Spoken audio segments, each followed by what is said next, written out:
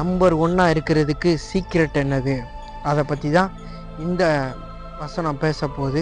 Mark 9:35, எவனாகிலும் முதல்வனாக இருக்க விரும்பினால் அவன் எல்லாருக்கும் கடையானவனும் ஊழியக்காரனுமாக இருக்க கடவன்.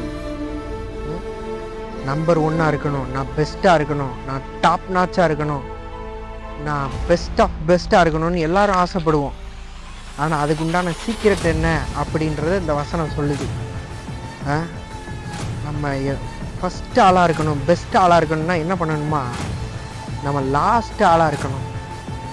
ஆமாம், if you want be the first you must be the last. இங்கிலீஷில் கண்டிப்பாக நீ கடைசி ஆளாக இருக்கணும், அது மட்டும் இல்லாமல் சர்வெண்ட்டாக இருக்கணும் அப்படின்னு இங்கிலீஷில் சொல்லுது. நீங்கள் நிச்சயமாக ஊழியக்காரனாக இருக்கணும், பணிவிடைக்காரனாக இருக்கணும் அப்படின்ற ஒரு அர்த்தமும் வருது.